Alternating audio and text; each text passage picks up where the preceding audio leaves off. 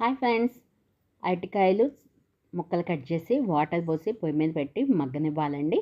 ఈలోపు పచ్చిమిరపకాయలు వేపుకోవాలి, కొంచెం నూనె వేసి వేపుకోవాలండి. అరటికాయ పచ్చడి చాలా బాగుంటుందండి, చపాతీలోకి కానీ అన్నంలోకి కానీ. ఇప్పుడు ఒక స్పూను సాయి మినపప్పు కానీ వేసుకోవచ్చండి. మినపప్పు లేక నేను సాయి మినపప్పు వేసాను. మినపప్పే టేస్ట్ చాలా బాగుంటుంది. అలాగే ఒక స్పూన్ జీలకర్ర కూడా వేసి వేపుకున్నాక కొంచెం చల్లబడిన తర్వాత రోలులో వేసుకొని నూరితే బాగుంటుందండి. రోట్లోనే బాగుంటుంది టేస్ట్. రోలు లేనప్పుడు మిక్సీ తప్పదనుకోండి. ఇప్పుడు మనకి టేస్ట్ సరిపడా ఉప్పు వేసుకోవాలండి. ఉప్పు వేసుకొని నూరుకోవాలి. మనం ముందే జీలకర్ర వేసాం కాబట్టి ఇప్పుడు మళ్ళీ జీలకర్ర వేయాల్సిన అవసరం లేదు.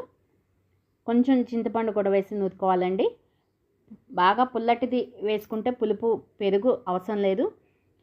పెరుగు ఫ్రెష్గా వేసాను కాబట్టి చింతపండు చిన్నులపాయ వేసి నూరుకున్న తర్వాత అరటికాయ ముక్కలు కూడా వేసి నూరుకుంటున్నాను. దీనిలో పెరుగు వేస్తేనే బాగుంటుందండి. పెరుగు లేకపోతే అంత టేస్ట్ అనిపించదు. పెరుగుంటేనే టేస్ట్గా ఉంటుంది. నేను ఫ్రెష్ పెరుగే వాడానండి, అందువల్ల నేను కొంచెం చింతపండు వేసుకున్నాను. ఇదిగోండి పెరుగు వేసుకుంటున్నాను, కొత్తిమీర వేసాను, పెరుగు కూడా వేసుకొని కలిపేసుకుంటున్నాను.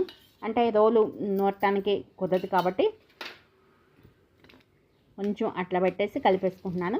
ఇప్పుడు గిన్నె పెట్టుకొని నూనె వేసుకొని తాళింపు దినుసులు వేసుకుంటున్నాను.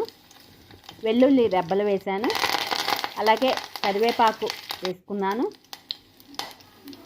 ఇంగువ కూడా వేసుకున్నాక సన్నగా కట్ చేసి పెట్టుకున్న ఉల్లిపాయ ముక్కలు వేసుకున్నాను. ఉల్లిపాయలు కొంచెం మగ్గకుండా ఉండాలండి, పూర్తిగా మగ్గకూడదు.